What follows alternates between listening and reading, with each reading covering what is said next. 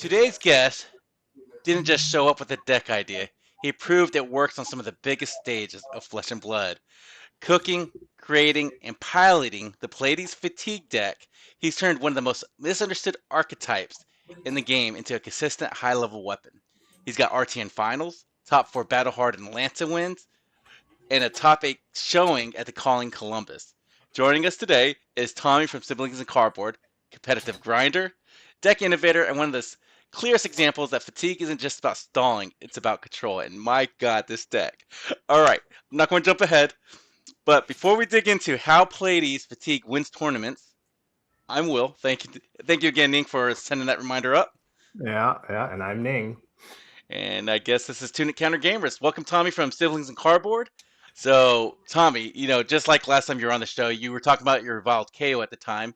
We are a learning growing podcast, so with that in mind, and Ning's going to start us off with what we learned since last week. Then if you want to jump ahead, I'll close the loop and then we'll go ahead and jump right into the main topic. How's that sound? Yeah, sounds good. Well, what did I learn since last week? I actually tried a non-boost Puffin deck recently. So on the Calling Akihabara stream, there was a player who did a non-boost Puffin, and seems like he did relatively well. He made day 2, and I don't think he made much further after that. So I played with the deck, especially with all this fatigue conversations happening. I wasn't sure if boosting and eating up your own deck was the way to go. And so just switching things up, playing it. I played against Nate, our local, into his Verdance, and it was interesting. I obviously don't know what I'm doing yet, but it was really funny to throw a Conquer of the High Seas into a Command and Conquer as Puffin. That was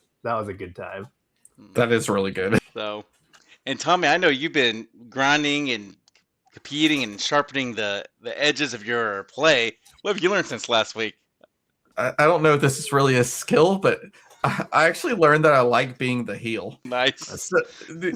So okay, being a fatigue player or playing fatigue period, or the mythos around fatigue is you're kind of like the villain of Flesh and Blood, right? Like I was so invigorated by that energy. Like I never realized how much I could like slurp up that like fake hate. Like I'm sure there's some people who really feel it, but it's like the fake hate of being the bad guy in WWE, right? Like everyone realizes like they wrote you to be the heel.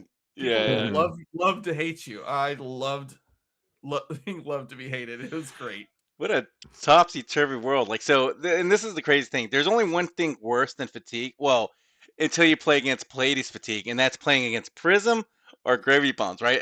Like a board state deck, right? And the crazy thing is this, Ning. Tommy's playing Fatigue Guardian. Justin's playing board state hero Gravy Bones. These are our pillars of our community here, and they turned evil on us, Ning. well, what happened was Kano LL'd, and so okay, who's the next bad guy in the movie series? It's like here we are. This is our new end game. Pleiades Fatigue and Gravy is terrorizing our armories. Yeah. Great. I learned since last week that I'm an idiot still, and so I had a clean kill against Carson's Verdance, and you know what I thought? I was like, instead of like just throwing a card because he couldn't block the 8 because he had 2 cards in hand, blocks at most 6, right? He was at 2 life. I decided to do a convoluted play and end up losing the game by extending the turn another 10 turns so he could get back and kill me, right? As KO. Had him dead to rights, and I was like, look, I'm not going to be a little bitch here. I'm going to eat my mistake. But I'm going to show you I had you dead to rights. I'm going to play this card. You're dead. Take it back up. Let's go ahead and with the turn. And I had a feeling that if like I kind of lost momentum right there and he was able to take it back. Kudos to Carson, though, because he saw the opportunity and he just kind of worked at it and he clawed that victory. So I'm not disparaging his win. I'm just saying I'm an idiot still and I need to play the clean play. Andrew gets on to me all the time. Tommy, you've seen this. I go for the fancy high play instead of the nice, clean, simple numbers play. You know, and I still need to work on that. If it's cute, it's probably wrong. Like and that's exactly what happens. I was like, oh, this isn't cute. I feel smart. And that's what happens when a brute player feels smart. They usually pump themselves in their own ass, right? So I learned maybe I should just take the nice clean plays and think a little bit more before going like, oh, let me go for this one. So that's interesting. And I'm really excited about this main topic today, Tommy.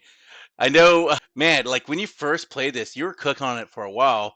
But Yeah. before we actually jump into the main topic, just for a quick recap, how did you, what's your background with Flesh of Blood? Like, how did you get started in it? Just, and then how did you start the Siblings of Cardboard? Was it you, Donnie? Was it just a group effort? Okay, I think Donnie had this idea that he wanted to do a podcast, Mm-hmm. and I can't remember under what context, but I was talking with Donnie, and I was like, you know what, someone who like buys and sells a lot of cards, and we could like fill up like 20-30 minutes of airspace like every episode just talking about like the status of the market. That's Noah. Noah loves spending money, and so I invited Noah on, and it clicked pretty well. And then we had Justin come in as a stand-in when Donnie had to do school and stuff. And then even when we had all four of us, it usually meshes pretty well. Yeah. We just have a good time yapping once a week or so. Yeah, it really is like, and I'll give a shout out to your cast because you guys were on it. I was like, man, it's like hanging out with your friends around the table, just talking, and you got the one guy that's like, hey, he's the hustler, the buyer, the seller, and that's Noah, Black Market Noah. He's always got that deal. He's always like, hey, you guys got your play sets of this, and then there's the technical guys. That's you and Justin, and then Donnie's the guy that's like, he's busy with his like adult stuff, and he's coming in and says, what's going on, guys? Well, teach me what's going on. So it really does click. It's like having that good conversation, but it's also at that high level where it's technical too. So I love that. Noah's cast. been right. Noah's been right so many times. Oh, dude. Too. Like if you go back and like look at some of the stuff he's called out, he's been right so many times. I told Noah this, but he's made. I know it's not financial advice for any of our listeners, but Noah's made me some good money, right? When he said he's like, get it now, I'd buy many copies of it, and I have made hundreds off his. I'm not saying again, this is not financial advice, but Noah is spot on. I see him, I hug him, I'm like, you made me a lot of money, brother. Come here, give me a hug. I think he's lost money on Vipox, and that's like it, right? Yeah. But boy, howdy, does he have a good collection of them, dude. So it's fun to open up his trade binder, and it's like, there they are. So when Reviled KO came out, this is a little tangent before we get to the juice, right? When Reviled KO came out, and our Clifton, one of the locals on Sundays, he was like, 5 pox Reviled KO. Like, that's not a bad idea. I immediately said, that's awful. Moved on. And it was. No one has ever even entertained that card. It's so bad. But it's irrelevant. Anyways, I liked it. I thought it was a little bit of spice, but then again, I'd never won a calling or gotten to the top 8, so honestly, don't buy Vipox for your Reviled KO deck. Adult Benji. Trust. Yeah, well, there you go. Okay, and how about your background in Flesh Blood? I know you discussed it before on this podcast, but for those listeners just tuning in, what got you into this game? Yeah, so it was my best friend growing up.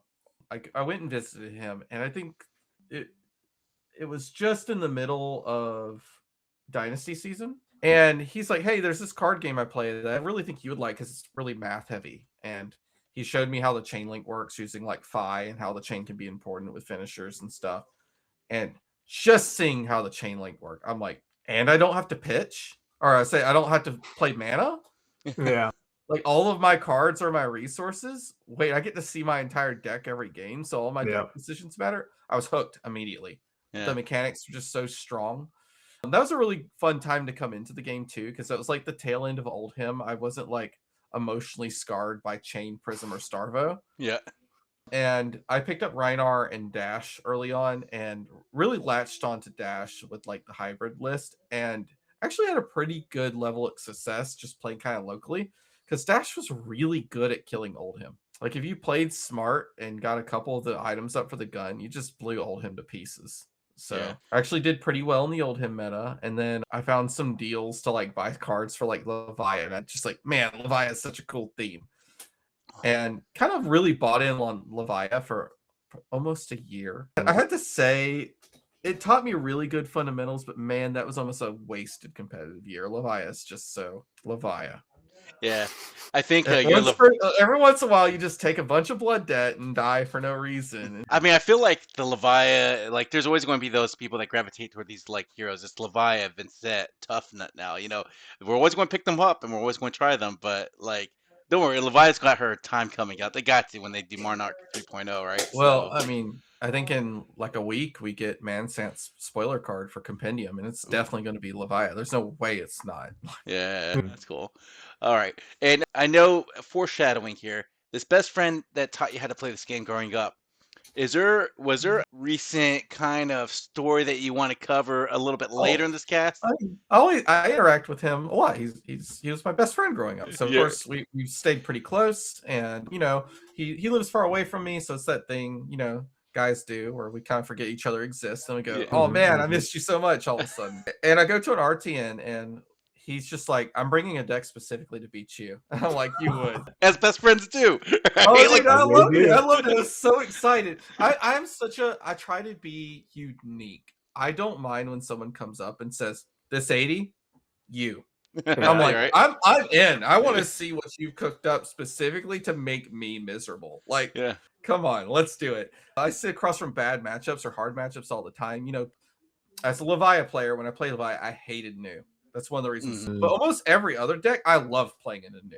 Mhm. That deck was so cracked, but so fun to play into. I loved playing into Prism. I still love playing into Prism. A lot of people hate that deck. I love it. And then I used to play Riptide all the time. I still enjoyed playing into Kano. Yeah. Yeah, I know a lot of people just hate playing into Kano. I guess I'm a masochist, but all these weird and interesting matchups are really bad matchups. I love trying to win those bad matchups. Right? A lot of fun. I always said, like, when Paul was feeling bad about like his gravy bones, I was like, dude, don't feel bad. Or when Jose was feeling bad about his Syndra deck when Syndra was like top dog, I was like, don't feel bad. That's a puzzle for us to solve, right? You're Yeah, presenting a exactly. problem. It's Like, us to find the solution. So love that. All right, now Tommy, we're going to get into the main topic here. For those that know, I probably forgot the timestamps again, but they should be below if I didn't. Now, Pleiades has been kicking around. I know we had Justin on from Siblings and Cardboard. He talked about his Pleiades build. And there's like tower builds, but he was like more of a crush build, and a lot of them trying to center around the whole recycling of certain of her cards to get the most yep. value, and then stacking on a lot of damage and doing the whole suspense or manipulation. What's changed specifically with your deck? You looked at this deck and you're like, oh, you know what would be interesting? Let me stack a whole bunch of revered defensive cards in this deck and go Pleiades Fatigue. Like, what? So, what was your Mm-hmm. take on this? Okay, so a little bit of the story of how this deck came about. I'm pretty sure Damien was randomly jamming Talishar games, I think, with 9-book Slippy. And is And this if you're Damien familiar with from? 9-book Slippy, yeah, Damien from the Card Guys. Okay, okay. 9-book Slippy is some number between 7 and 9 of the codexes. You just run a bunch of codexes and you just play codexes all the time. And I think he interacted with Tough Smash Up and said, man, that's awesome. He gets to look at his card and potentially make a toughness or put it on the bottom of his deck. I like that card. And he made a deck out of Tough Smash Ups, and I was watching him play. And I watched him block with Tough Smash Up, and I said, dang, this card is crazy. I get to, it feels when you block with Tough Smash Up, it feels like you're playing with Crown of Seeds. It's so insane. Oh, interesting. Instead of bottoming a card out of your arsenal, you're bottoming a card off of the top of your deck, and You're potentially right. so that interaction was just really cool. And we were looking at this deck that had just terrible clash math, but was just consistently swinging Miller's Grindstone and winning. Just to give you a scope of it, the clash math is approximately a coin flip, completely blind. That you're going to lose the clash against anyone who has an attack on the top of their deck. The clash math is quite bad. But is that's because of all the, I guess, instants and non-attacks, defense reactions. Yep. Gotcha. So Tommy, you don't care that your clash math is bad? Because I don't. There's only a couple matchups I even care if my hammer has a counter on it. As long as it's got one counter on it or one power on it, it still asks my opponent, "Would you like to give me a card?" Yeah. From your hand, or I'm going to take it from your deck. So even when it has the minus point values, and we'll bring up Miller's Grindstone when we're looking at the deck, so we'll read it then, but it's still going to elicit you a 3-point value even at minus, at 1 There's power. some matchups where we like it to have minus counters on it. Interesting. Like Verdance? Yeah. We actually like the hammer to, if the hammer could start at 2 and stay at 2, that's what I would do for Verdance. Because I want to stay under her in life total so I can use AB6. But I want to hit her deck with a hammer. All right. And now that you've been through all these competitive tournaments, you've been grinding out. I think you've had a great showing, even when your reviled KO went to, Yep. top 4 in the Battle Hardened in Philly. Philly. Yep, World's Philly. Yep. I feel like that was almost just the start, and you haven't stopped like winning or placing high since then. Correct me if I'm wrong, but no, it's like you had all these accolades to come since then. What was the difference between your testing habits like before that point and kind of like after? Is it been always the same, like grind out games or take more dutiful notes? Like what's the difference there? Okay, so I think with my Riptide testing, it was Mm. very similar as far as like working on matchups and jamming games and doing analysis, but I never kind of wrote anything out. And the only reason I don't think I was more successful on Riptide is because Riptide sucks. Well, he's only one specialization from being good, right? I mean, I love the hero. Right. There is so fun to play like a premeditate and shoot an endless arrow at someone, and they look at it and be like, "I'm not going to block this. He's going to get a ponder. Like his endless arrow has no value." I'm like, "I don't care. I'm not going to arsenal whatever I draw off the ponder anyway. Probably I'm going to put the endless arrow in arsenal, stuff like that." I love Riptide. So I've this big believer. You play like 3 games, and then you think about your games. You only have so much cognitive space to like put experiences, right? And if you jam too many games in a row, you kind of start forgetting the ones earlier. You can't take any lessons from them. You could probably extend that out if you're taking notes in between each one. But if you don't get up and walk around and think about the outcomes of your games, then you're really not learning anything. You're just playing video games for fun almost, right? And then with RKO, it was a little different. I was hooked on RKO when someone said, "Did you know Blue Nimby's a 1-card 6?" And I said, "I'm in." Like, and I worked really hard on these very tight ratios. And then the evening before I was going to play it in the Battle Hardened Philly, I was sitting with Andrew Lorenz and we'd both been drinking. And I said, "What do I change? There's just something not right." And we came down to like getting rid of a couple cards and we put in a blue pummel.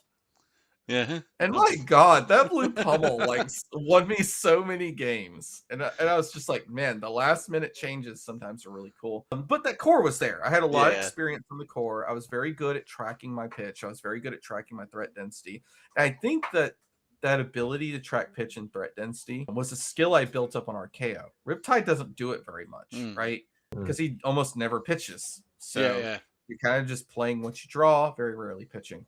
Your main pitch stacking that you do is by using Trench of Sucking Treasure to put stuff from your arsenal on the bottom. You kind of want to like pack threat density that way. And then Pleiades was all of these approaches that I took, but to an absolute extreme. Okay. And Damien, go ahead. I was going to say, Damien and I realized we'd actually found something really significant early on.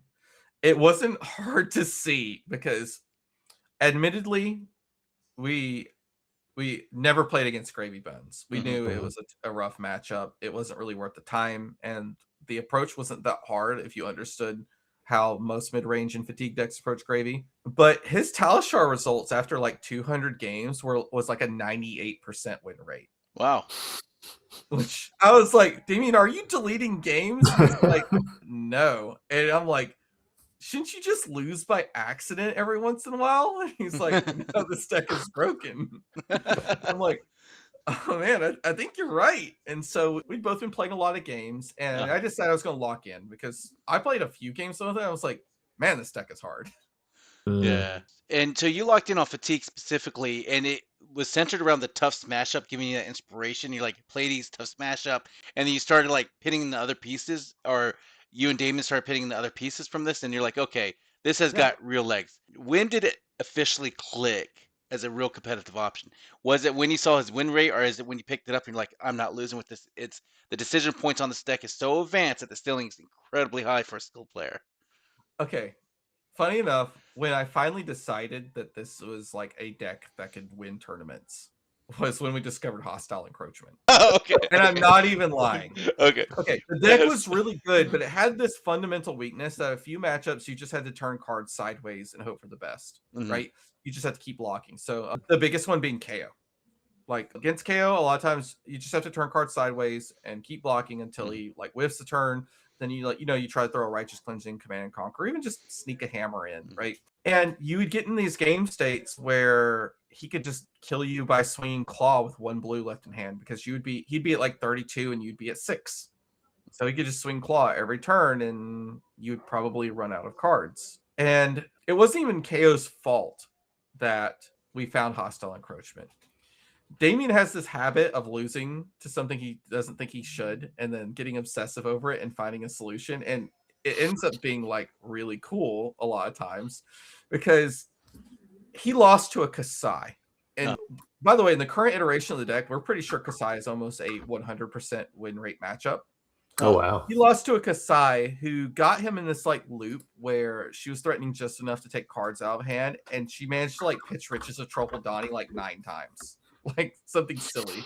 And he got really mad and said, I'm never losing to this again. And I remember he messaged me on Discord. He's like, Thomas, you have to remember this. I'm just putting it here so we don't forget it.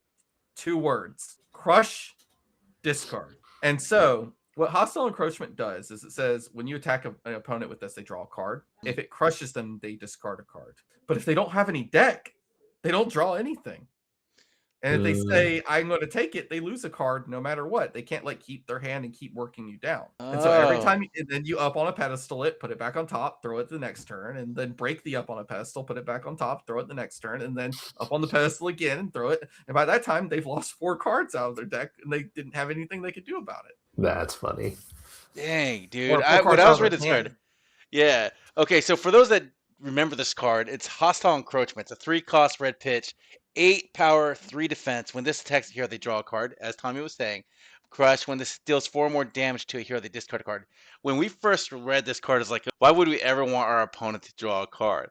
My goodness, found a way to make that shitty card work. This card is all about deck damage. Dude. Okay. Admittedly, if you ever throw this at your opponent and they have like 5 block and armor, you might be just giving them like a huge hand. Like, yeah. But you don't do that. It blocks 3. Just turn it sideways and just put it in the discard pile and pedestal it later, or remembrance. Yeah.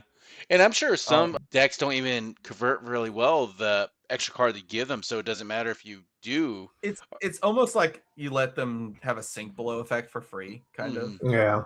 They get to basically cycle a card, or an Acilio hero power. You give them a free Acilio hero power, more or less. Yeah. Hey. Okay. That's one of the things when we covered your deck. I was going to ask you about the Hostile Encroachment. So you already got it. But no, that's where I said, okay, this deck rocks. It has like answers for so many problems, and then that's when we're gearing up for Battle Hardened Atlanta. And me and Randy Davis, he lives in Savannah. We show up to Battle Hardened Atlanta on a very close list. I think he's running a couple different cards, but we're very close. And one card he has that's very different is Clash of Bravado, which is now definitely main deck. And Battle Hardened Atlanta went really well for me. I got top 8 and then got completely bounce housed by Andrew Lorenz on Acilio. So he rolled you first, and then that's kind of. But you usually can hand on a Acilio deck, right? We're only on 1 bell for Battle Hardened Atlanta. We learned our lesson. 1 bell is not enough. He dealt me like 25 damage through a bell. Oh wow. Through a bell. Jeez.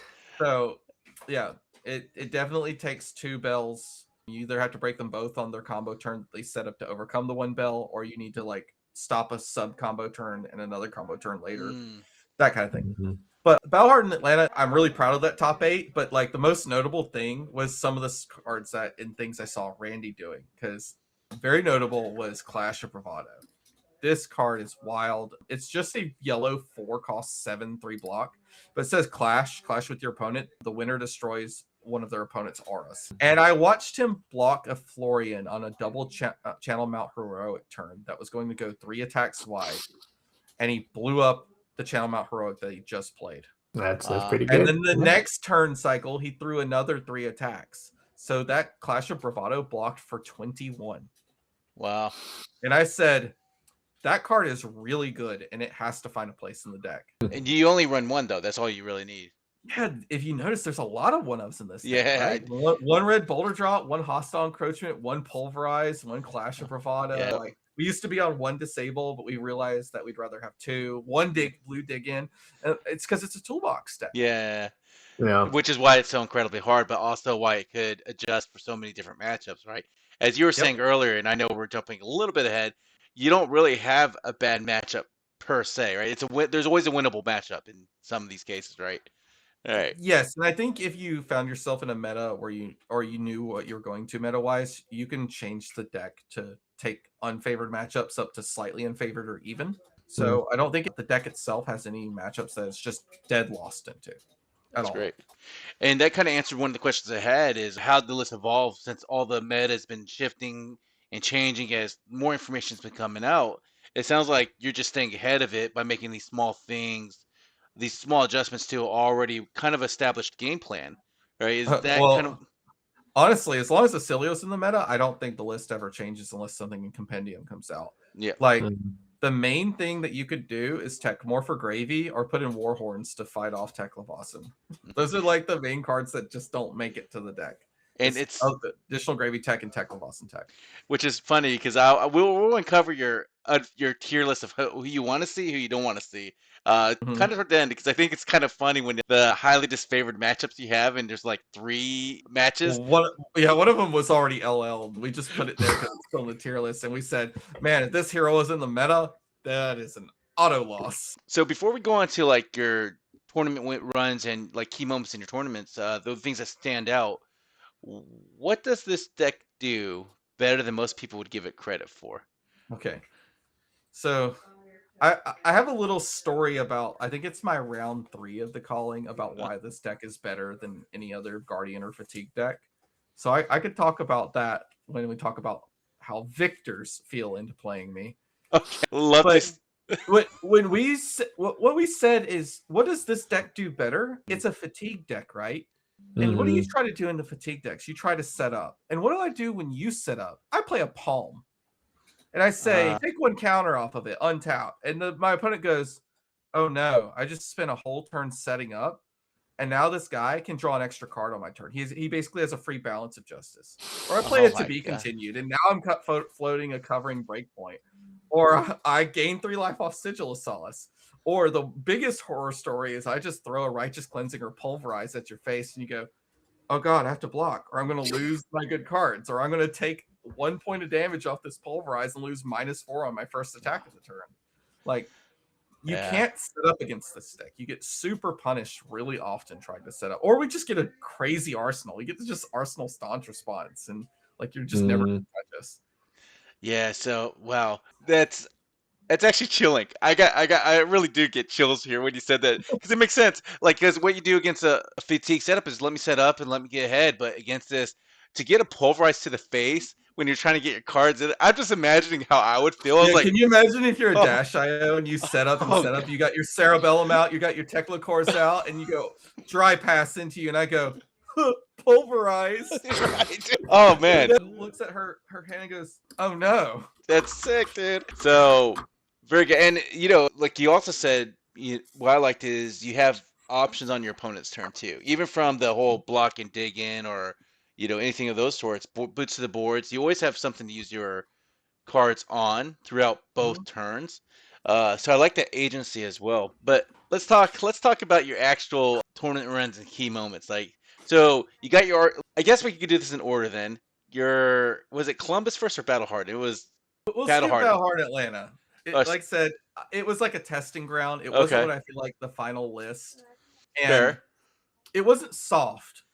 There were definitely good players there because I think Atlanta is a very competitive meta. And I think my ability to play the game is heavily influenced by how good my locals are. So, Tommy, I'll tell you, like I tell every other new player that comes into our meta, right? When they get their faces kicked in by our locals over and over again, they're sitting down there, and I know that look in their face. Like, man, I used to be good at the games I played. And they got this small fish, big pond mentality. I was like, look, man, I'm going to tell you like it is. It's not you. Right? You were showing up to a miniature calling every time you go to an armory here. Like, like there's a new guy. His name is Dorian, right? And he's legitimately got fundamentals really well, but he's just losing. It's not because he's a bad player. He's actually a good player. He just doesn't realize how much better our locals are. He's just playing against Andrew Lorenz or Jeremy Chen, right? Like, or Tommy or Justin, like the people that have been top competitors before. And then it's like. It's crazy. So I did warn them. I was like, hey, I used to be the same way, man. first 3 months, I lost every single game. Then I went down to Orlando and I went 4-0. My first game I played without my locals there. I was like, why are they so squishy? Right? And then I was like 3-1. I was like, what's going on, guys? I never won so much in my life. And then, dude, it was crazy. So, all right, we're going to skip Battle Hardened Atlanta. Let's go ahead and talk Calling Columbus. Yeah, like, that's a good win. So this is when like I really felt the need to prove myself. Like Battle Hardened Atlanta felt good, but people did say, okay, we think that's pretty soft considering there was Calling Akihabara and there was a whole bunch of RTNs that weekend, so people probably just didn't show up to it. And so I was like, okay, no, I think this deck is really good. And I'd already started getting a good reception on the Metafy. I have a Metafy where I've built a whole guide out on this. And as soon as we had that double top 8, yeah, we released it, and I was already getting a pretty good reception. So I was like, okay, people like this deck. I like this deck. I think there's really something there. I want to prove myself at a highly competitive level. So me and 4 other guys got into my Honda Pilot, and we drove 9 hours up to Columbus, Ohio. We show up there, and none of the other guys with me are piloting Pleiades. It's just me. But Damien Riggins shows up, and let's see, we have 1, 2, 3, 4 more people all on essentially the same 80, plus or minus a few cards here and there. And we're ready to go. And we show up on Friday, and it's awesome. People are already hating on the deck. Because just in the side events alone, I got there too late to do any side events. Just in the side events alone, people are like, have you played against this Pleiades deck? God, I hate this deck. Oh, I'm just like, yes. And so, but my goodness, there were so many Florians. Yeah. So many Graves. Man. And me and Damien, it's like 11 o'clock at night, and we're like, oh man, what do we do about all these Gravy Bones, Florians, and Acilios? And we said, okay, we know there's a lot of Acilios. There's so many Acilios. We can't really help that much in the Florian matchup and the Gravy Bones matchup. Let's just shore up the Acilio matchup. And we said, second bell. We have to have the second Amulet of Echoes to counter their combos. Mm-hmm. We put that in. And then we said, you know what card we hate? Hungry for More. We hate that card. That aura sucks. It's a 1-cost red that gains you 3 life, and it blocks 2. We hate that. It blocks 2. It taxes our Tunic counter. We could always just use the Tunic counter to block with the shield, or in Acilio's case, to get 1 AB. And we're like, okay, we're tired of this card. Let's go with the card that just gives us value for free. And we put in 2 Fiddler's Greens. Oh man, those Fiddler's Greens were good. Oh, dude, it helped so many matchups. It helped so many matchups by having those 2 Fiddler's Greens in. Interesting. And so even as soon as we thought about it, still Damien was like freaking out. Let's go to the third bell. Let's go to the third bell. I'm like, Damien, we don't have room anywhere to put this third bell. I think the Fiddler's Greens are just going to help so much in the Acilio matchup that we have game into them now. Let's just go with the 2 bells, 2 fiddlers, and be happy. So that's what we go with. We go with this list that's very toolboxy. We talked about even pulling Pulverize out of the deck, but we're like, oh, it's too late to tell all the other Pleiades to not play Pulverize, dude. And you cannot win in the mirror if you don't have Pulverize. You automatically.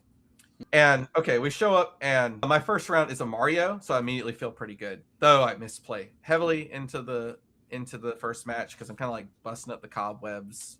It's just like first game of the morning. I'm realizing I'm making mistakes. I still win just because the matchup's so heavily favored. And I'm like, yes, okay, we got that 1-0 feeling going on. And go round 2, and it's Gravy Bones. Like, of course, there's so many. I proceed to scam this guy. Like, I'm basically at a point where I'm playing both of our decks. Like, I know exactly what he's going to do because a lot of what Gravy Bones does is very heads up. Yeah. And by the time we're getting into the real end game, I know exactly what's in his deck. I know what he has in the graveyard to recur with his allies. Kind of playing the game for him because we are running late. One of my things in testing was to keep very tight track of time it took to do stuff, especially when I was playing in paper. And I could tell down almost to 30 seconds how long it takes to finish a certain game state. And I'm just telling him at the current, I think we are like 25 minutes left in the game. I'm like, at the current game state, we're going to draw. Yeah. And like 15 minutes left. I'm like, we have about 7 minutes to finish the mid game and go into our end game, or we're going to draw. And we get to end game at about 4 minutes left. And I'm like, oh God, we're going to draw. So I lock out the game. It is locked out. He can't win. He has no allies left. I have a huge life total still, and he's very gracious because I learned that you should be kind to your opponent anyway. I learned when you're playing a fatigue deck, you need to be the kindest, best. All right, guys, So, take a note of that. What Tommy just said, right? Because it's so true, right? I Yeah. wrote a post about it. Like I call it the conceit of fatigue. And the name of this deck is You Must Beat This Taller Ride, because there's a conceit. When you play this deck, you're sitting across from your opponent and you're saying to your opponent, I'm going to let you do your entire game plan with very minimal disruption, and it's not good enough. Yeah. Like your game plan isn't good. Like your deck is bad, you're bad. Yeah. I'm sorry. Like you're sitting down and almost telling your opponent that, right? When you're like, and so you have to compensate. You have to be nice to your opponent. You have to like help them. When you're hurrying them along, it is kind of sketchy, right? Yeah, You're nagging, or you're being like, you're kind of saying, okay, like I don't want to lose because you're taking too long. You're right. Yeah. Easy. So you kind of have to be the good guy as much as you can, and just make sure that the game doesn't end in a draw, because drawing sucks. Oh man, when you said those words, Tommy, I was like, the brute in me was like, I want to play him. I want to be like. Then he threw down the gun. I think my KO could win. That I felt that call, guys. You see, Tommy, you gotta call him out, like play it. And I want people to feel that way. I want people to come up to the brick wall that I'm presenting them, and feel like they want to chip that brick wall down. Yeah. All right. Third round, and this is where things get kind of funny. Like this is my last round of people I don't recognize, by the way. No, you did not. Oh, okay. This is Victor. Yeah. And everyone has been kind of dogging on this deck with the concept of like, why would you play this like Clash deck when Victor's in the meta? He's just better. He's got the crazy Goldmane Estate loop at the end. He just remembers them back in and keep doing it. And like we tested against Victor, we felt like we had no problems into that deck. And I sit across from the Victor, I'm putting cards sideways, keeping my life total high, and he's just like, why are you playing this deck? Like all you do is block and sling sledge. I'm like, sure do, buddy, sledge for 6. And at one point, I've been holding a Ripple Away in my hand for like 4 turns, and he's like, I know that you're IPing with that Ripple Away in your hand. I sure am, buddy, sledge for 6. Dude, at some point I felt like just putting the Ripple Away face up on the table. And at some point I actually sledged for 6, and he tested Iron Grips out in my hand. I'm like, you got me. But the thing is like I had him shook.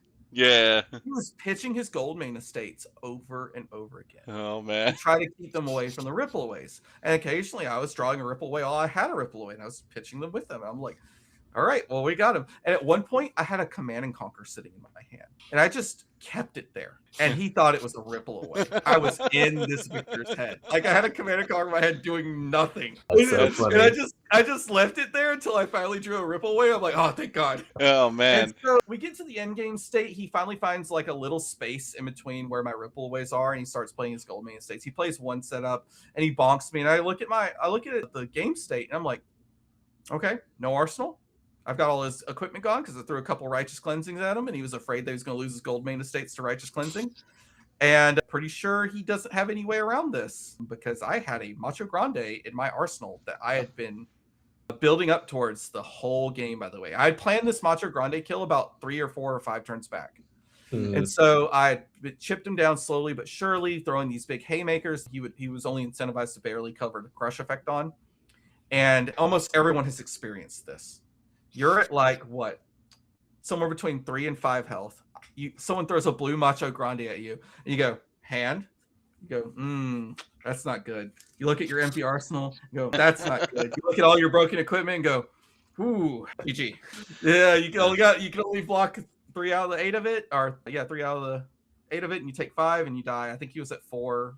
Yeah, he was at 4, and I killed him with a Macho. So even if he had his 1D react in hand or 1 block card in hand, he wasn't getting there.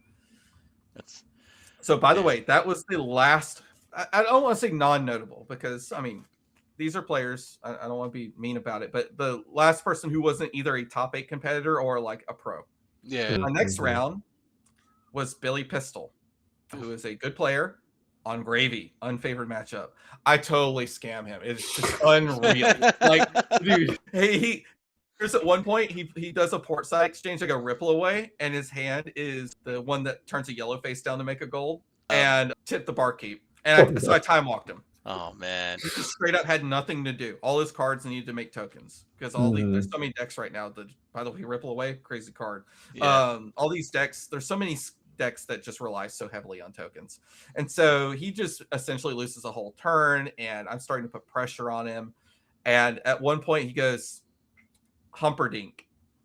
And by the way, I pre-planned his Humperdinck turn because he had it in discard, right? And I watched like how he was building up and planning on it. I knew the turn he was going to play it, and I just threw Hostile Encroachment at it. I had a Hostile Encroachment sitting in the arsenal waiting for the Humperdinck. By the way, it comes in for 8, so you have to draw 2 Fearless Confrontations in order to drop it down to a 6 and not lose your Humperdinck. I killed the Humperdinck, and he hand shook me out. Yeah, and a lot of gravies are playing around with just running 1 Fearless now and having that fear. I know, no, a lot are on 2. Okay. So if you like double discard your Fearless Confrontation and they know you're on 2, then you're playing very heads up for the rest of the game. Yeah. But also that means like at worst, they're going to pitch 2 blues in their hand, if they even have 2 blues, to just swing the Humperdinck at you and just try to kill it again next turn. So man, I feel great at this point. Yeah.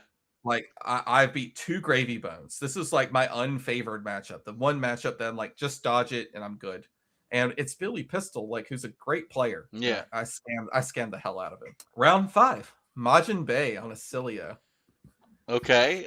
Wizard player. Yeah, this game was not close. I basically finished the game at 24. Wow. I go down to 15 just to kill him and have the game end. I didn't even win a test of Iron Grip. Huh. But I did notice something very notable about his deck. At the end of the game, I'm like, Majin, why aren't you running Burn Bear? And he was like, someone on my team said you shouldn't run that into Pleiades. And I'm like, dude, your team psyoped you. But like, I don't think you could win without it. And so he immediately went on to beat Damien later on day 2 with Burn Bear. And spoiler, he beats me in top 8. That's funny. Did he look at you and says, thank you for the advice? Yeah. Dude, I love that. I am totally down, even in a competitive setting, to sit down, because I think I could still beat you. I think you could know exactly how my deck works, and I could still win. I'm totally down to talk about how the game went, how you should sideboard better. I love all that stuff. Okay. Yeah. I yapped to my own detriment. And then next is Jeremy Chen. Local player who's on here twice, yeah. And he got top 4 of this tournament. Yeah. But dude, my day 1 was a gauntlet. Yeah, geez. On Acilio, it comes down to 4 to 5.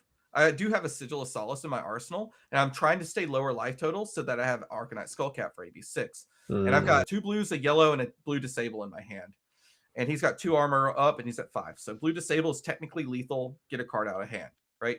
And I look at Jeremy, and I'm like, pass. And he looks back at me, and he goes, pass. And I go, Jeremy, I think we're in a draw state. I hate draws. Disable for 7. And he goes, shock. And I go, AB3, gain 3 life, and then he dies. Dude. Like, it's not only a good game, but you're playing against a local. So even if you win or lose, it's still a good feeling because you know they move on. I was down to lose. I was not down to draw. So I just threw the disable at him. I threw the disable at him, which was perfect lethal if he had no blocks in his hand at all. And he didn't have any real blocks. Like he wasn't going to block with the last 2 shocks in his deck. Well, I think you winning didn't really deter him from coming back on the later half. I was his only loss, man. That's great. He went X1. The Amulet of Echoes, have they came in against Majin Bay or Jeremy, or you never seen them? Oh, dude, the Amulet Echoes crushed. Okay.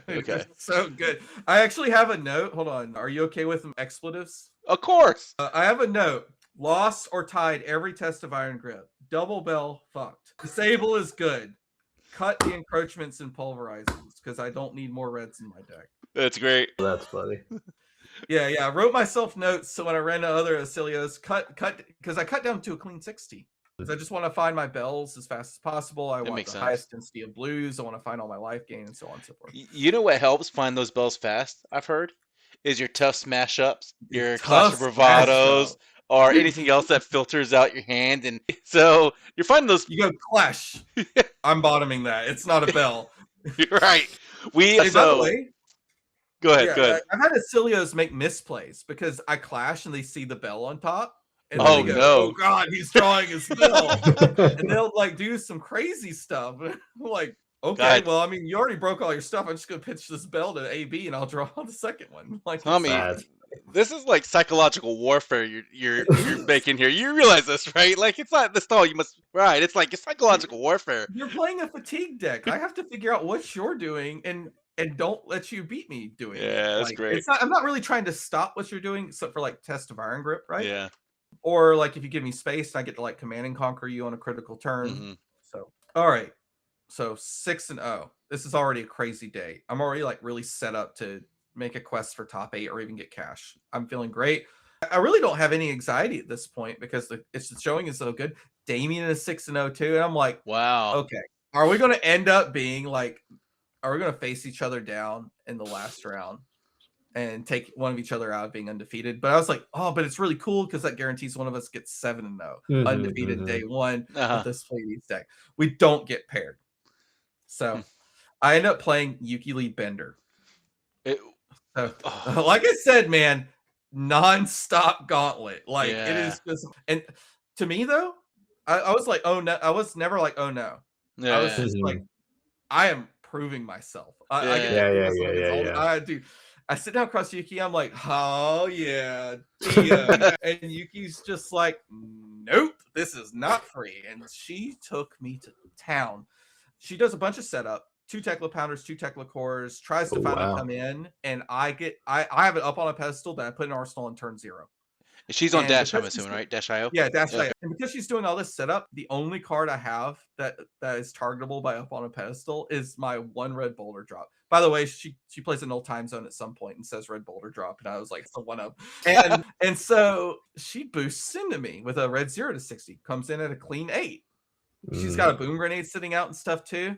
And I'm like, looking at my hand, it's 2 tests of iron grip, a staunch response, and a sigil of solace. Oh my gosh. And I said, if there is a max V on top, I lose the game on the spot. I am so dead. I put the 2 tests of iron grips in front of it. I hold priority. I put up on the pedestal out and put boulder drop, which is a 7 up on top. And I literally put my hands together and go, please not max V, please not max V, please V. Clash. And we clash. It's not max V. And she discards basically her entire hand. That's so bad. That is brutal for you. By the way, we lost the first turn of Tekla counters on building up her setup. So both Tekla cores were gone that turn. She then throws a max V at me the next turn. Full cover it with a staunch. It's sweet. Like pitch 2 blues to cover staunch it for 10. Yeah. And then she max V's me the next turn, except it's a little bit different this time. By the time she max V's me, I have no cards in hand. And then the next turn, she max V's me again. No cards in hand. No. There's a turn gap. She throws a yellow zipper hit at me with 1 boom grenade sitting out. And I go, man, I'm probably not going to cover this boom grenade. I guess I'm just going to take it. I put 3 in front of it. And she goes, hold priority, flip another red boom grenade off the top. And I'm like, oh, God. Man. And so I take 9 damage there. Yeah. And so basically I got max V that turn. And then the next turn, she max V's me again. Oof, with no cards in hand. I am getting very low at this point. Yeah, I'm at 7. At some point, she shot me with a Hanabi blaster too. Yeah. Okay. I'm at 7, and she swings into me, and I put a Fiddler's Green on the chain to fully cover a 4. And I think to myself, pretty sure I'm dead before this Fiddler's resolves because the chain has to break, right? Yeah. It's when it enters the graveyard, you get the 3 life. Yeah. And I was like, I think if she just has an okay hand, she's going to kill me before the chain resolves. Her hand sucked. She bricked. She had to break chain, activate Foundry Heart. I go up 3 and just start blocking out, and she just can't get there to get the win. But I'm shook. Like, as far as like, I do not think Dio is necessarily free anymore. I just think it takes a good pilot because he had me really close. Well, and that was the end of day 1.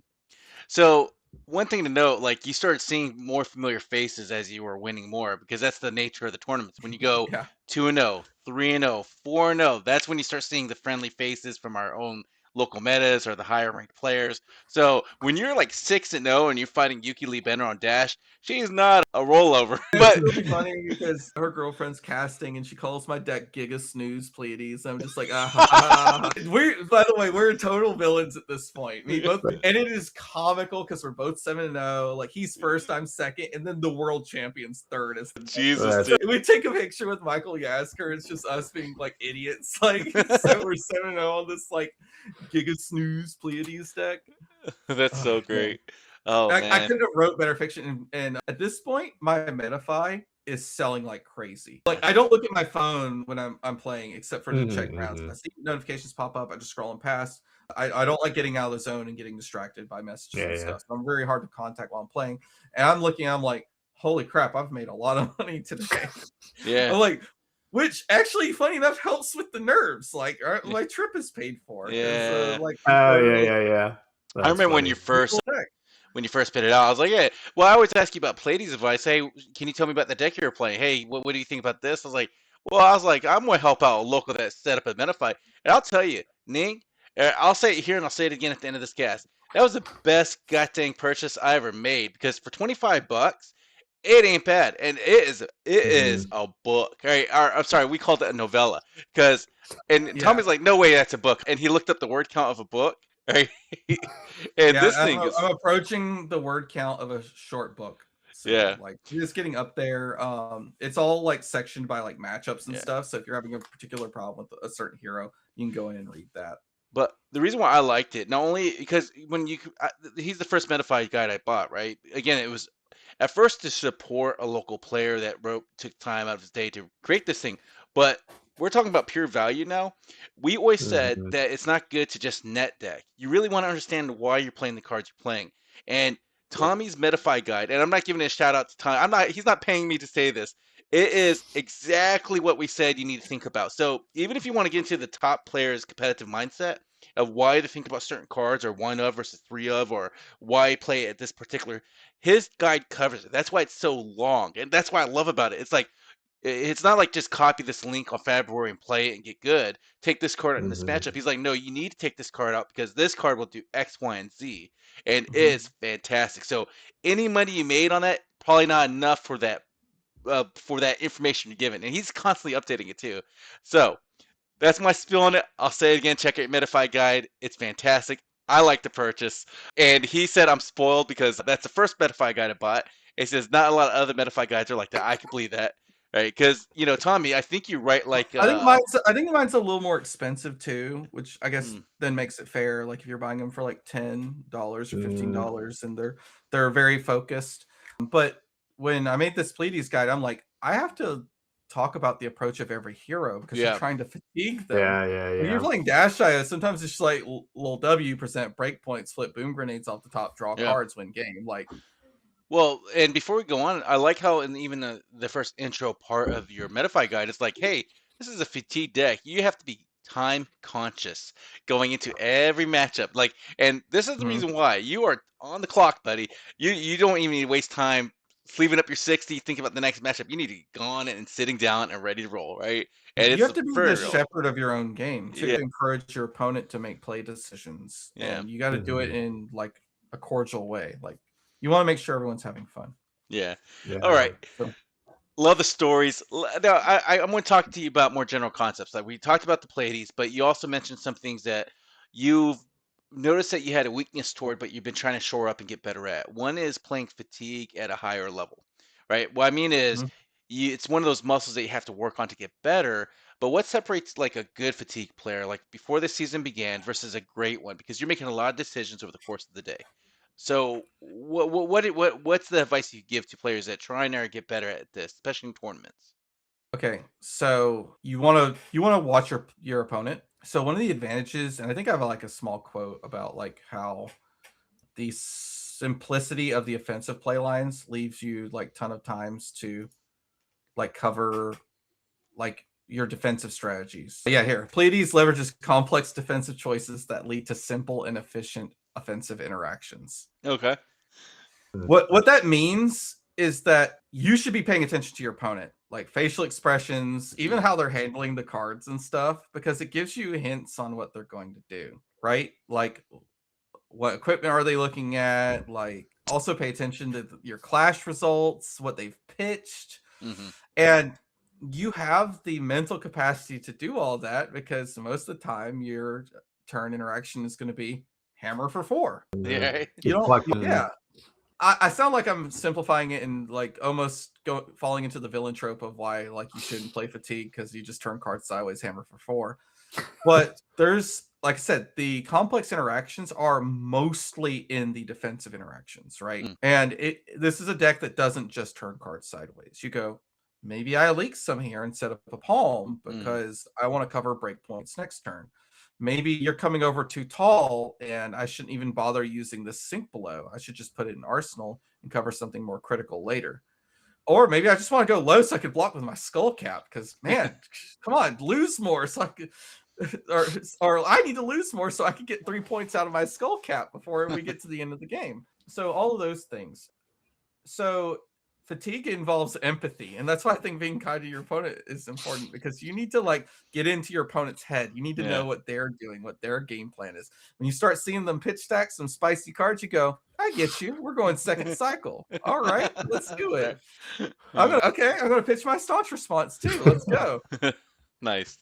There's been several times where I've been left with cards in hand. I literally pitched 3 cards into Miller's Grindstone. I'd be like, well, okay, we can both play this game. Like, there's also been times where I look at my hand and it's got like 2 cards in it. And I go, nah, I don't need to do anything. Pass.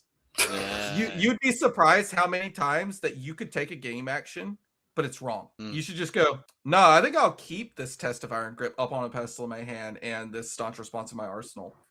Pass. Interesting. Okay. And then what do you think the biggest mistake people can make with newer fatigue, like newer fatigue players can make? What do you think they could do? Like rushing it? Not practicing enough. It's just not practicing enough. These decks take practice. I think all Flesh and Blood decks take practice. But fatigue, you need to practice against every single matchup. You lose to things you don't know. That'll be the hardest thing coming out in Compendium. All the new cards. I'm gonna have to get used to like a pool of like 300 new cards that are entering the meta. Yeah, that's hard. Like that's just like a whole set of cards that I have to go, okay, do I still get there on the math? Do these tech cards still cover these contingencies and so on? So yeah, you just need practice games. You got jam games. You got to play in paper a lot. Paper is so important. No, yeah. So has there ever been a time where you don't play for fatigue, or is this purely a fatigue deck, or sometimes you just smash for face in? No. Some of my day 2 matchups, I'll talk about it. Sometimes you smash face in. The opponent goes, all right, things aren't going well for me. If I just keep throwing cards out, I'm going to fatigue. And I'm like, righteous cleansing.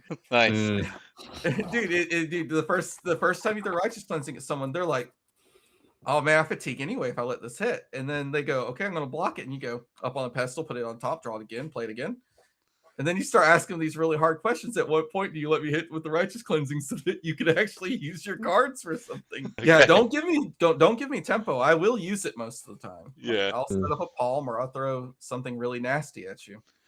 So I guess when you're talking about like playing toward the long time fatigue, playing closer to that 50-minute time limit, how do you handle the variance in these long games? Like, especially when it goes against you, like, as a brute player, variance happens. It's a brute life way thing. But like in your case, sometimes you could clash multiple times and not get the card you're looking for, or how do you guide for that? Or do you just weather it out? So, no, there are some times you could lose to variance on clashes. Like the hero that's most important to win your clashes on is probably Syndra, because you need to cover for 4 at the first chain link really often.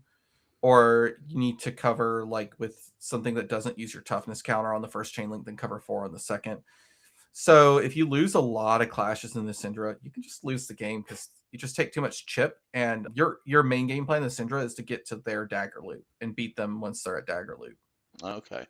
So like you start the game off with Syndra saying, I'm going to block every turn, whole hand. Yeah. And then if you give me time, I'm going to arsenal the Command and Conquer or defense reaction. And then as soon as you give me another card, I'm going to play the Command and Conquer to try to take you off of a card. So if you lose to me, clashes there, things get really sketchy. If you ever have to blind Test of Iron Grip and lose it there, same thing. KO would be the second one, and he could be very hard to clash against. Yeah. It is possible to clash an 8 and lose to KO because his 8s turn into 9s. Yeah. So you're not even guaranteed if you flip a blue 8. I've definitely lost the game to clashing an 8 against KO's 9 on like No Hero Stands Alone and Test of Iron Grip and going, well, guess I'll take 12 extra damage this turn. Is when your inventory, or you have 2 inventory cards called Call for Backup, right? Is this your tech for like the Clash Heavy or KO matchups? No, that it's funny that card's in inventory because it comes in almost every matchup. It's in the Okay. sideboard because matchups where you want to keep a really high blue count or blue density, you don't play it. Okay. But that card is crazy. Yeah. We'll It talk. blocks 2 with no cards removed from deck. Yeah. And it helps you win clashes. Yeah. I was thinking about the reason why I looked at this card was it actually was for my tough nut, right? Just to pit the card I need on top, right? So it is a good card. I mean, and it came from Knowing one of what my you're gonna draw, yeah. it's so good. It comes in one of my favorite sets of all times, and I quote you all the time when you told me that. Misery Pack Guardian. So, Tommy, like, I'm sure they told you or you heard on the cast that I love this set, right? And I actually do crack packs for it. And I always quote you, like, why are you buying Mastery Pack Guardian? I was like, because Tommy told me it's the only set you can spend $2,000 in and make $2,000. But you have to spend $2,000. Yeah. There are some really expensive Yeah. cards in that set, but you kind of have to like throw a lot of money on it and pray. Yeah. I quote you all the time on that, and they're like, "Don't do it." So, okay, in all these games you've been playing with Pleiades, let's talk about the more competitive side. What's one decision that you made with your Pleiades play that was really like you're proud about? You could talk about all the time, and then let's talk about the other side Okay. of it. Like, So let's do a quick. We'll rush through day 2 a little bit, and I'll okay, get to it. 'Cause okay, favorite play of the entire tournament is essentially my win in in day 2 to get to top 8. okay, So we get to day 2, and my first opponent of the day is Brody Spurlock. okay. I told you, dude, it's a gauntlet. Super close game. I'm at 2 life, and he is like out of cards. He's got 1 card in deck. It's a sigil that just got bottomed, and he's throwing cards into me. He's like card, and I'm at 2 life, right? So I have 1 card in hand. He has 1 card in hand, and he's looking at it and goes, "Well," and he plays Gone in Flash for 4, and I go, like I'm about to put my last card in the chain to block, and he's already looking depressed, and I flip it toward him. It's my Heart of Final. Oh no! So I finally lost a game, but I got to troll Brody. That's so. He thought he had already lost. I was going to go to 1, and the game was over, right? And Yeah. I flipped my Heart to find Aladdin, and it was really good. It was the Yeah. best way to lose ever. Just like I could see it in his face. He's like, Yeah. "Oh man, come on, 2 block, get him in 2 block, get up on the pestle that you're blocking with." I flipped the Heart to find Aladdin, and he funny. ends up winning. Then so Damien beats Michael Yasker. He faces him in the first round because we're the only XOs. So one of us was going to get against Michael, or we're going to face each other. Ended up I got paired down into Brody, and then he placed against Michael, and he beat Michael. So this is crazy, by the way, because Florian was our Ono Scoop matchup. Yeah. And Michael was on Florian, but Brody was on Acilio. Yeah. Yeah. And so he beats Florian, and all right, I'm going to face off against him too. And I get really close. I misjudge my turn cycles a little bit and don't quite lock his hand out before he starts killing me with Germinates. So I'm going X and 2 already. I'm like, all right, I'm doing the thing where I usually choke day 2. And then before I even figure out who I'm playing in the next round, I guess we'll backtrack a little bit. I played against a Prism at Battle Hardened Atlanta. Her name is Elaine. She ended up winning the ProQuest Plus. Oh, very cool. She's a very good Prism player, but she had a miserable time trying to break down this Pleiades deck. I have so many counters to everything that she's doing, and I'm even more teched for Prism because of Clash of Bravado. Yeah. And we even talked. We were like, okay, you should try playing Dissolve Reality into this because, like, I get to disrespect like your ability because you can't attack the arsenal at all, right? You don't run Command and Conquer. There's nothing you could do to get rid of arsenal. So I could put things in the arsenal, just leave them there, including Midas Touch, right? Kill angels. And so I've just lost to Michael Yasker. I'm like, I'm punting. I'm just gonna go X3. At least I'll probably cash as long as I don't just go X5. Yeah. And I hear fuck. And before I even look at my phone, I'm like, I must have got paired up into Elaine because that's the only reason she would say that. Like, and I look at my phone and it's like Elaine. I'm like, oh, here we go again. We get deck checked, and I have something happen to me that's never happened to me at any event before. Our game goes so long that they start the next round without us. Oh, wow. What? I didn't even know that was possible. So the game is epic. At one point, I'm at like 49 life, and she finally gets her setup going. And I don't manage to kill her board off and control her down until I am at 8 life. She dealt me 41 damage while I was trying to get her board under control. Expert play by Elaine. It was really close. And this is the first time I'm like getting emotional because I'm like, okay, I managed to win this. I thought I was going to lose. I was very sure I was going to lose. And so I have my head in my hands because like the game just goes so long. And I'm like, oh God, I got to go right in the next game. But the judges were really nice. They're like, you could totally take a break. We know that it's going long. We know that you got deck check. It's unfortunate that went to deck check on a fatigue match. I'm like, okay, you can take a break. Take a break. So I go wash my hands and use the restroom, wash my hands, like freshen up, walk around for a second, and I come back. And it's Noah Bagelman from TCG Runaways on Florian. And I'm like, yep, this is the end of my run. I'm dead. Noah's not going to give me any leeway. I've played against him before. I've hung out with him. He's such a great player. I sit down across from him. And I beat the brakes off of him, man. It's not close. When we're talking about like aggro plays and stuff and like not playing fatigue, I'm at 29 when I killed him. Wow. Oh, wow. What happened with Noah's deck? Because that's not like a Noah. No. Okay, I just keep throwing Millers. I keep hitting his channels. Oh, kidding, dude. So he's trying to pitch stack his late game, get his germinate things going, and every time he takes like a little bit of off turn, I'm like righteous cleansing, baby, and I'm like just throwing absolute haymakers into it. Yeah, that must have been a morale boost for you, dude. At one point, I did righteous cleansing into righteous cleansing into righteous cleansing into hostile encroachment into cranial crush into righteous Jesus, cleansing. dude. I feel the weight of that attack and those words just weighing me down, stressed me out for Noah, dude. That just hurts right here, Dude, man. The only reason I threw the hostile encroachment is I drew my hand up and it had the hostile encroachment in it, and 2 yellows and a blue, and I was like, well, this doesn't throw righteous cleansing anymore. And I pitched the righteous cleansing and another yellow to throw the hostile encroachment, and he goes, you're pitching righteous cleansing? He goes, are we gaming? He was like getting really excited. He didn't have to deal with righteous cleansing anymore. He picks up my discard pile because I have it up on the pedestal sitting with 1 counter on it. And he looks through my discard, and it's literally the first card that I blocked with the whole game. And he gets to it and he goes, oh, we're not gaming. So I break it, put it on top, and throw it at him like the turret. I end up arsenaling it because I throw a cranial crush at him instead. Okay, so my favorite play of the entire tournament was into Noah. I'm like, okay, I think he's on 6 channels. It turns out he was only on 5. I'm like, I think he's on 6 channels. I suspect he's going to draw one very soon. And I play on Upon the Pestle, the only time all game that I haven't used it to get a righteous cleansing. I get a Clash of Bravado. So I put Clash of Bravado, the one that clashes and blow up auras, and I put it on top of my deck and I draw it up.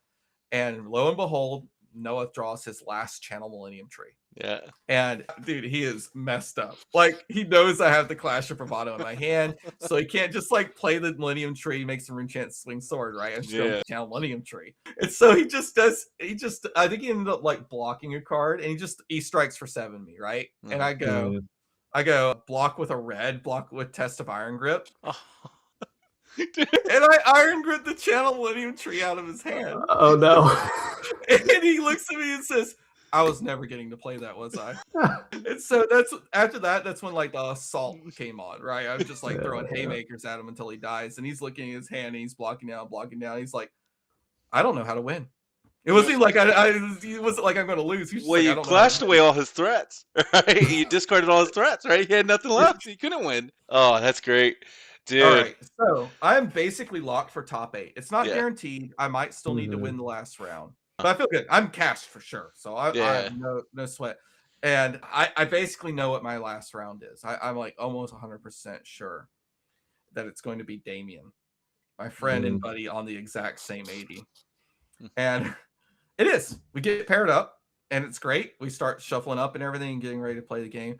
It's really fun. Oh, so many funny things happened in this round. We love this mirror. The Pleiades Fatigue mirror is so much fun. We pass the decks to each other and he's shuffling up, and this guy puts my cards down and starts drawing up from my deck. And I make a huge blunder of going, Damien, those are my cards, because I should have just started drawing up from his deck and we should have just started playing. Because at some point he would have been like, why are these cards not shiny? Because he got his deck down already. And so I missed out on that. Funny. We swapped decks. Somebody's like, you want to do the thing again where we just like play with only one sledge? And I'm like, yeah, let's do it. And so we're both basically locked for top 8. The last round is Swiss, complete game rules violation.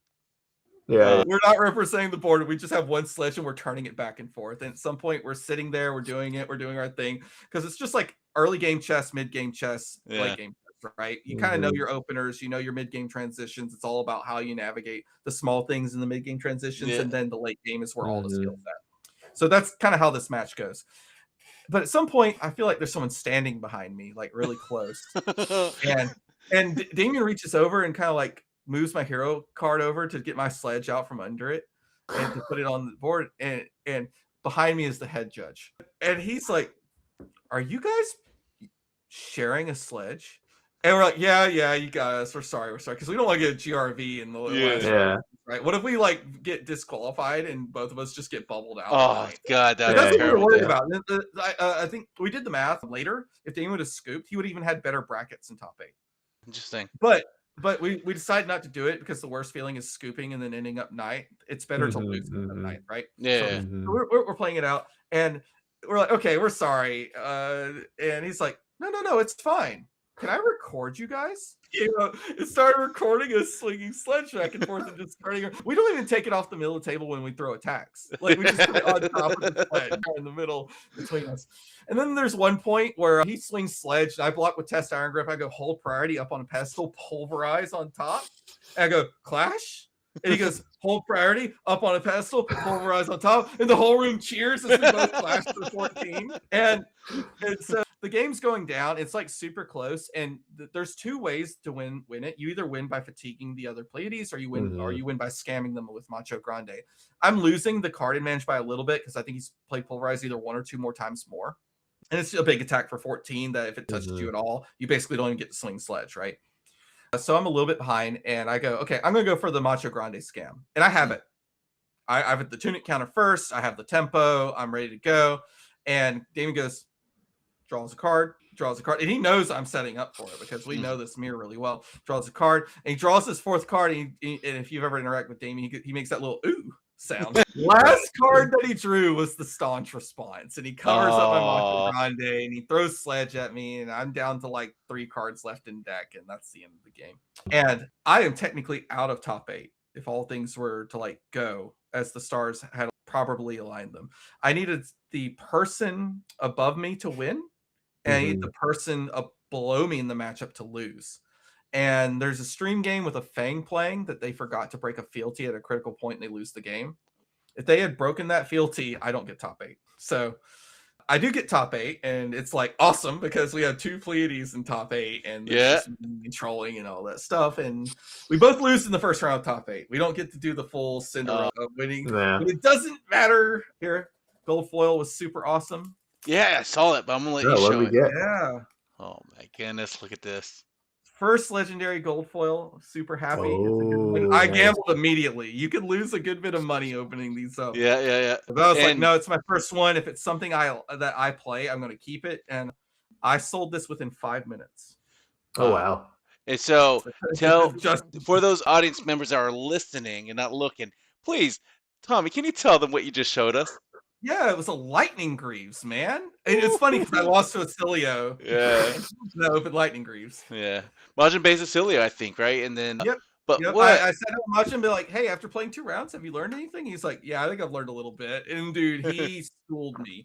I let my preconceptions of our first game kind of mess up my second round against him. And I kind of knew it was happening. I was like, I should just be playing like surface level. Because I saw the deck count and everything. If I just saved like 5 to 10 points of life, which I could have with different plays, instead of trying to hose his combo, save life, I could have very likely won that game. But instead, I spent more time trying to hose his combo, and he kept playing around it. And he even does, if you've watched the stream game, he does this huge glyph overlay that looks like it's guaranteed lethal, and I have exactly the cards to avoid dying. It was still a good game, but I think I could have played it tighter and better and gotten there. But yep, he is a winner and pro player for a reason. He played really well. But the thing is, like, that's also goes to show that he took that first play against you, even though it was the day before, and he was like, okay, now I'm going to approach it a little bit differently. And so, like, I mean, you're right. That's how the top players will be doing it. You would do the same thing. Like, you just already revised your game plan going to the next set. You take the 80 and adapt. When we showed up, like I took almost no cards with me. I took my deck and a couple other cards here and there that might sit in. But the 80 was just about locked. And when we saw the Florians in the field, we're like, okay, we got to figure out how to beat Florian. Remember, I like this was a scoop, especially if they run Dread Scythe. Every Florian was on Dread Scythe into us. Yeah. Every Florian. So we came up with a different strategy, and our strategy was like just keep your life total high, and every time that they try to do any kind of piddly little setup, just beat the crap out of them. Like, Yeah, seemed to work. So, all right, man, dude. So I guess you already kind of covered it, but other than like approaching the Majin Bay Celio matchup in the top 8 a little bit differently, is there any other decision you would take back or change upon hindsight? And hindsight 2020 is just that, but no, I'm really happy with the deck. Like a lot of yeah. people have asked, hey, would you change anything now that Florian hit Living Legend? I'm like, no, Florian was just catching strays, it turns out. We thought the deck was weak into him, and instead we kind of kicked their butt. I think I could have played better into Majin. I really do. You see, there's one point where I get stuck pitching like 2 reds. There's another point where I sit on a test of Iron Grip over and over again. I should have just blocked with it at some point and gotten as much value as I could and moved on and try to find more blues to keep myself healthier. That's my only regret. I think I could have played better into Majin, but like I was just perfectly happy to be there in the feature match as top 8. And it's I top already 8. gotten so much prize money, like locked in so much prize money. Your Metafy blew up because you and Damon exploded. Dude. Oh man, like I was super emotional too. Actually, you want to know the most emotional point for me? What's that? It wasn't even like the top 8 or like the gold foil being good. It's when someone's like, you got a PTI, right? And I'm like, wait, all of top 8 gets a PTI? That's when I got emotional. I'm like, I have my Worlds invite? Wow. What? That's pretty neat. Dude. Yeah, that's when I got like emotional, when I like, because my goal that I set for myself when I decided to play this deck is like, I want to use this deck to get my Worlds invite. I thought I was just short of it, but I was still really happy. And then I was like, nope, you got your Worlds invite. So damn, that's great, awesome. dude. All right, and we're going to start wrapping this up. Good information here. But let's go ahead and switch it to general advice for the competitive players. I will ask you one specific question about your Pleiades Fatigue. If we want to quickly cover just a couple of the spotlights on your deck, anything you want to mention. But honestly, the deck link is going to be down in their description below. I think you covered a lot of the nuances and the general strategies of this deck just by sheer listening to it. They want the ins and outs. Check out the Metafy. You cheap bastards, go check it out. I mean, no, or you could just DM me. Questions are free. I will answer any questions. I'm never going to be like, go read the Metafy. That's not me. Like, you're probably going to get it better if you read the Metafy, because I get a chance to really sit out and make sure my thoughts are coherent. Yeah. But yeah, if you ever have questions about this deck, then just shoot me DMs, and I'm always happy to talk about it. Or come to our armories and take a taste of the small little callings we always have every week. Yeah, we gotta play fast though if you're playing into me. Sure. I feel like my question is just, how does Puffin win against you? And you just say you don't. And I say, okay. I don't know. Dude, here's a very strong anti-fatigue. Sure. Right? I can't staunch it. Yeah. I can't staunch it, or you're gonna eat it. So I have to like mix block it, right? And sometimes I have to overblock it if I'm starting to take chip. So I would think that would be the main thing. The next thing is track my ripple aways. Yeah. Ever try to play workshop and I have ripple away in my hand, I think you probably lose the game on the spot. Yeah. Because ripple away means you don't make the one cog, which means you don't get your action point back. You get the action point back. So if you open your turn with like, I'm gonna make a cog and make another one, but I'm gonna start with this workshop. I'm gonna go ripple away, and you're gonna look at your other 3 cards in your hand and go, oh. Yeah. But his other 3 copper cogs is like, anyways. Dude, ripple away is so busted. Yeah. I mean, really good in meta. I really got my playset when it first came out because it's just going to be a good generic card to have on hand. Forever. Yeah. Because there's just so many decks that like really, really abuse tokens. Like Gravy Bones is like the biggest one. Marlin is huge. All 3 pirates are very heavily token reliant, for example. So what's one habit every serious player should build, or people that are trying to get into the competitive scene? I know you talk to me about this all the time when I ask you questions, but what's one habit that for our audience they should get into if they're trying to get to the callings, to the Battle Hardens, and really intentionally get better at the game? What would you give them as advice? Create good muscle memory and for following the rules. Like, okay, you could turn off the really professional persona if you're just playing at an armory, so that you're just not super intimidating all the time. I am a different player when I'm like at callings as opposed to armories. But when you're at armories, that's such a great time to practice because the stakes are low and you make mistakes. It's not costing you a bunch of travel and money, but you should be doing the mechanical things, right? And making sure you adhere to them. And even if you do little take backsies here or there when you miss triggers, like lock that and be like, I missed a trigger here. Mhm. And by the way, just taking track of what you've missed is a good way to stop missing it. You think to yourself, because I think over the calling, I was able to recall every single mechanical misplay I made. Yeah, that's good. Over the calling and the RTN I played on Monday, I could recall every single mechanical misplay. And I think recalling those mechanical misplays and trying to rectify those either through like mental tricks or muscle memory or anything that you need to do. Like maybe you need to have like some tick that you do every beginning every turn to make sure you tick up Tunic Counter, right? Yeah. Or, you know, if you know you're forgetting Tunic Counters, create a podcast so you always remember it. I mean, like little things, like Yeah. right, like maybe you rub your fingers together at the start of Yeah. every turn, and if you get like if you just go boop boop boop before you start Yeah. every turn, then you go, oh, I'm supposed to also tick up Tunic Counter, right? Okay. And who should or shouldn't pick up the Pleiades Fatigue style deck? So I think this deck is pretty accessible. It's not very expensive except for the Heart of Findle, and you can replace that with Blue Dig In or another Blue Disable just fine. Love it. It's yeah. So you lose some points into, I think it's like mainly like Syndra and Ira, like heroes where you'll be pitching it multiple times and you want to cover chip damage. I would say that I wouldn't pick up this deck if you aren't willing to obsess over literally a very, very large flesh and blood hero pool. That's Because fair.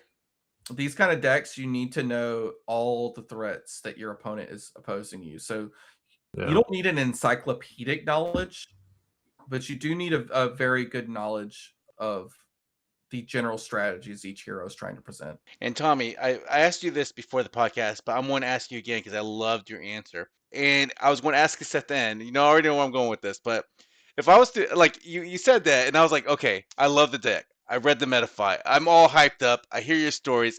I want to get this. Our RTN's next week.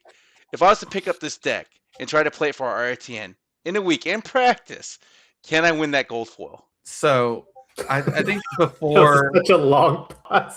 I think before I also talked about like you could have natural talent and maybe pick this up pretty quick. Right. You could also already have that encyclopedic knowledge of all the heroes and metas and maybe pick this up pretty quick. But I also have a particular anecdote of Michael Fang going, man, this deck is hard.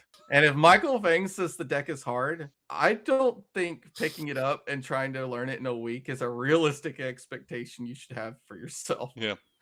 So So you have fun saying hammer for 4 over and over again. Yeah, you're gonna have fun, but you're gonna miss out. Like you're gonna get gamed occasionally, Yeah. right? Someone's gonna do their game plan. It's gonna work, and it's gonna catch you off guard, and you're gonna lose the game you shouldn't have. So I think it's either going to be Wild Kale or Pleiades for me after the RTN season. I am going to see my boy KO out, but I was just like tongue-in-cheek asking Tommy. I loved his response so much. I was like, I got to ask you again, man. Please tell me that story again.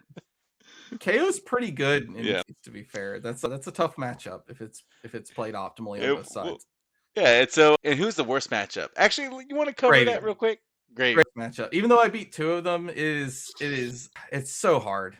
Okay. I would say the only other legal hero that I would call a bad matchup would be Teklevossen, and that's just because we disrespect him. The best way to beat Teklevossen is just win round 1. So is this in your Metafy guide? If it was, I didn't. No, I haven't put it in there. I might put some kind of like matchups. It's so topical, right? This is how we felt going into the calling. Yeah. And it looks very top heavy. We're saying like, oh, we're favored or slightly favored or worse even into all these matchups. I would even say going in there, we felt unfavored in Florian. We apparently weren't. Even so, all yeah. these other favored ones, we actually felt that way. That's why we thought this deck was so crazy. We're like, we just gotta dodge gravy. Don't get absolutely scammed by Reinar, and everything else, it's up to skill. Yeah, and you know, even here, like the even spreads, they do make sense, right? Yeah, we're painfully honest. I thought we were very painfully honest. So, like, yeah. You've got some B tier heroes that we said, no, we actually think because of how their game plans work, we could potentially be even into them. Like Bolton, for example. Bolton, especially if it's combo Bolton. If we sit across from the combo Bolton, I might have to put that in unfavored. Like, if you don't draw the test of Iron Grips on combo Bolton, and even then, it might not help. Like, he doesn't need to pitch. He breaks the chess piece, and everything's free after that. I am surprised that some of these warriors that specialize so heavily on going, like, let's say Fang. You know, I know it's very face-up damage. It's either 4 or 6 on the first swing, second daggers, whatever. but it's also free once he gets his abilities online. But that's where you ripple waves I and mean, you you smash the called it. Like, auras. this is what I didn't think I needed to write a Fang article, but I'm going to. There you go. You said the critical thing. I'm glad you know it. Maybe you should be playing Pleiades. I mean, 4-6 on the first swing. Bro, you put a 3 block in your shield in front of the first swing, and Fang goes, oh man, I gotta waste the card just for go again. And you go, yep, you do. And that's why you're gonna run out of cards before I do. Yeah. But how about the Syndra slightly favored? I know your friend teched against you, and that's the final story. We'll wrap up with that. But what did Syndra do that made the slightly favored to 72 pile ninja is hard to beat because they're just like one. And normally fair. it wouldn't be that big of a deal, but when you're going to go 25 turns, those ones add up, right? Yeah. That's why that's hard. And Max, funny enough, is only in the slightly favored because if we give him space to put Nitro Mechanoid together, you can lose to it. yeah, I do understand about the Tekla matchup because he does have some really good cards against a slower fatigue setup, right? Like his armor suite's really good, so he It's can always all cog nodes. Yeah. Cognition nodes, the one that says on hit, if you hit with a Mecha Knowledge attack, put it back into your deck. Mm. Yeah. If he doesn't have that, then it goes all. I think we go into favored, but cog Oh. nodes is so good with how it works with those big 3-for-9 overpower attacks. Yeah. That if you get to a point where just one of them is consistently connecting, you lose. And as an aside, can I appreciate how you did Polly as the actual puffin? That's Fab Blazing. Fab Blazing, I'm pretty sure. I'm just saying the disrespect. Yeah. The horse. Hey, the horse. The victor is the horse too. I love it. All right. So I know we kind of went long, but this is like a lot of great information. Great breakdown, great story. I love the Miller's Rant Zone. You found a purpose for it. I love that. So swinging hammer for 4. You play it better than Victor does. I'll say that every day of the week. And, you want to nerf Pleiades? Just print better at Victor cards and send him to LL. Yeah, that's great. That's great. Any standout callouts? I know we already talked about hostile encroachment. You talked about filler screen, and some of these others, common sense, right? Or not common sense, but it makes sense with the game plan you're trying to go for. Everything here kind of speaks to what you were saying. I love how you said can't afford hard at Findell. Disable or Diggin is a nice alternative. It's not as good. You'll lose some points in certain matchups. Why one overcrowded? Because we got tired of accidentally losing the game to No Hero Stands Alone when you lose a clash just out of nowhere. So we said, okay, overcrowded's just as good. It still completely hoses Codex plays. There's some situations versus KO that it blocks 4 or 5. There's some situations versus Fang where it blocks 4. Like there's just so many situations where it's just like really nice 4 or 5 block, and it can be arsenaled, which doesn't come up very often, but it can be. And just the anti-Codex play. You need it into Marlin. This is a good block card into Marlin. Okay. And Marlin can be a tough matchup if you don't play it very, very tight. I think we put her in, we think we're heavily favored into her, but if you mess up, she will kill you. Don't let her have too much gold. Midas Touch, obvious. That's for your gravy matchup, obviously. And I guess it could be also into your Prism. It comes in more matchups than you think. When we first started playing this deck a lot, if you went to the Fab Blazing website and like started looking at what cards cause high win rates, it was really funny that like if you looked at what gave you the highest win rate in the Syndra, Midas Touch was in first place. Really? Because of Damien playing this deck, and you put in Midas Touch because it's a fatigue matchup. It's just a 3 block. Yeah. And so it was just like Damien was just consistently winning in these Syndras. So it's like Midas Touch, 100% win rate in the Syndra if you run Midas Touch. Like that's really funny. Like a really comical stat. Yeah. And how about Call for Backup? Now I know I covered this card before. It is pretty good. Choose 2 attack action cards, different names in your graveyard. An opponent chooses one of them. Banish that card and put the other card on your deck. It says as a defense, so it does work with your clash mechanic, if I remember right. Yeah, well, yes, you can trigger this first to guarantee a clash. It also, like, toughness shores up the fact that it's a 2 block, because you have 1 or 2 toughness, it goes to like a 3 or 4, so it's great. And man, this card is just really strong because it's essentially a 5 block, right? It's 2 block now, 3 block later, as far as like deck density. Because you're actually pitting the card back in your deck, and it's all about deck life, right? Yeah. Yours and then, being like, better. if you have a call for backup in your graveyard, you could choose it, and your opponent goes blue 8 or call for backup. They have to like pick one. Or when you finally play your remembrance, your one remembrance, that you could target 2 call for backups, and you basically put 2 5 blocks back into your deck. And when do you play the remembrances? Is I obviously hate against... this card. It's part of the remembrance arms race. Like, yeah. there's So it's some for matchups Guardians you and... can't win. It's mainly for Victor, to be honest. Okay. Because and Florian caught strays. If they play optimally, you couldn't beat the Germinate Visit Goldmane Estate stacking without getting your Ripple Aways back. The other matchup it's good into is Verdance. You try to get your deck thin, you shuffle 3 Command and Conquerors back into the deck, and you keep throwing Command and Conquerors until she goes, okay, I guess I die with these 3 non-blocks in my hand. Fair enough. And, if you want more detailed breakdown, he won't plug it, but I sure will. Metafy Guide, guys. You must be this tall to ride this deck, siblings and cardboard, and it's from What the System, must be this tall to ride, all right? Hold on. Shout out to Team Go Again. That's our little local team for the people who do a lot of traveling. So that's like Justin Evans and Travis and Jeremy Chen and Andrew Lorenz, and even Andrew Cook is still technically a part of it. It's just a group of people who have really helped and uplifted me, making sure that I have buddies to ride with and room with and people to test into that are really in tune with the meta, because they plan to be there themselves too. So, I thought Team Go Again was actually Team Bus. Or this truck. Yeah. This fucking truck, right? Yeah. Team Bus, Team Truck, right? Yeah, Team Truck. I think that's what that was, right? Anyways, all right. Any last things you want to mention, Tommy, before we start rolling down and closing out? Also thanks to Damien and the card guys. I use a lot of their space and I interact with their players a lot too. Yeah. And thanks for all the support. Everyone, I had tons of messages and people cheering me on. And when they called my name for top 8, the whole room cheered. That's so sad. That's awesome. Well, you always been competitive, and you always been right there, kind of on the bubble or going toward it. Being on the bubble, and now 3 in a row. Battle Hardened top 8 into Battle Hardened top 4 into Battle Hardened top 8 into calling top 8. Now I just need to win one. Yeah. And then, dude, what a solid thing. So no jerseys for Team Go Again. What's up with that? We are strictly casual. It is just to support the local scene for people who travel often. That's kind of if you live in Atlanta area and you travel a lot, that's kind of the criteria that we start adding people. Yeah. Very cool. All right. Ning, do you have anything you want to follow up with? No, I think explained it pretty well. Dude, this was great. Honestly, I feel I'm ready, because I like to partake of my own substances. So after I'm done with KO, I am going to probably re-listen to this cast and get ready for the Pleiades, reread the Metafy. Yeah. I love how this is. I feel like this is a viable long-term deck that you can really grow with, right? And just kind of keep on constantly revising when things change or shift. But I think this is the core and it's solid, right? You could do a Will Bradshaw, change a few things, call it your own. I'm just joking. I love that story, by the way. The E-strikes? 3 E-strikes. 3 E-strikes. It's fine now. And if you put 3 E-strikes into this deck, it's not even that bad of an ad. There you go, Will. Heard it from here first. Go ahead and take the idea and run with it. But yeah, anything else you guys want to mention? No, I'm good. All right. Having me.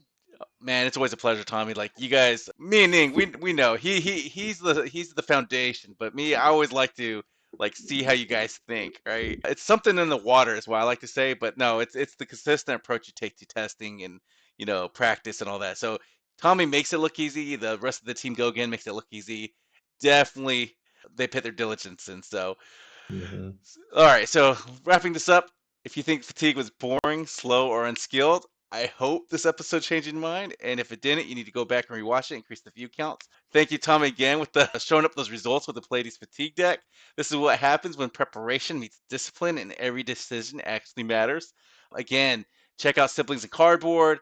Thanks for talking about all your calling wins and all what that happens. So, it's great that this dominates at the highest levels of Flesh and Blood, and you mentioned a lot of top names here. And I'm pretty sure they're still having a little bit of, that Pleiades, nightmare. Yeah, it's what happens when you're the heel, right? If you enjoyed this episode, subscribe, and share it with all your testing group, because good information is powerful. A great execution wins tournaments. But until next time, remember, every turn is a decision, every decision is a story, and don't forget your damn Tunic Counter. Peace.